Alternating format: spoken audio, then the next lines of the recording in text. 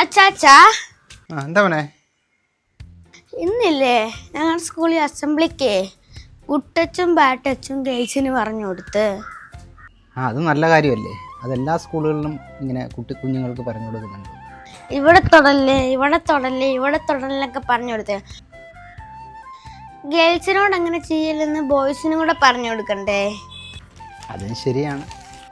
കഴിഞ്ഞ ദിവസമല്ലേ എൻ്റെ പ്രായത്തിലുള്ള ഒരു കൊച്ചിനെ ഒരാൾ കൊന്നത്. എന്നിട്ട് അയാളെന്താ വെറുതെ ഇട്ടത്? അതോ, അത് തെളിവില്ല മോനെ. അത് കോടതിയിലേ കേസ് കൊടുത്തു കഴിയുമ്പോൾ തെളിവ് വേണം. ചെയ്തിട്ടുണ്ടോ ഇല്ലയോ എന്നുള്ള തെളിവ് വേണം. അപ്പോൾ അദ്ദേഹം ചെയ്തിട്ടില്ലെന്നുള്ള തെളിവായിരുന്നു അവിടെ അവർക്ക് കിട്ടിയത്. അതുകൊണ്ട് അയാളെ വെറുതെ വിട്ടു. തെളിവില്ലെന്ന് പറഞ്ഞാൽ അയാൾ ചെയ്തയാണോ? അയാൾ കുറ്റം ചെയ്തിട്ടുണ്ടോ ഇല്ലയോ എന്ന് ചോദിച്ചു കഴിഞ്ഞാലേ അതൊക്കെ ദൈവത്തിനെ അറിയാൻ പറ്റത്തുള്ളൂ. ഇതിനൊക്കെ ശിക്ഷ കൊടുക്കാത്തതല്ലേ എല്ലാവരും പിന്നെയും ഇങ്ങനെയൊക്കെ ചെയ്യുന്നത്? മോനിപ്പോൾ പറഞ്ഞില്ലയോ, അതേപോലെ മോൻ്റെ പ്രായത്തിലുള്ള എല്ലാ കുട്ടികളും അങ്ങനെ ചിന്തിച്ചു കഴിഞ്ഞാലേ കുറച്ച് നാൾ കഴിയുമ്പോഴത്തേക്ക് ഇതൊന്നും ഇല്ലാതാവും. മോനെ വീട്ടിലേ അച്ഛനും അമ്മയൊക്കെ പറഞ്ഞ് മനസ്സിലാക്കി തരുന്ന കാര്യങ്ങളെ ഉൾക്കൊണ്ട് വളരുവാണെങ്കിലേ ഒരു പരിധി വരെ പ്രശ്നങ്ങളൊന്നും ഇല്ലാതെ പോകും.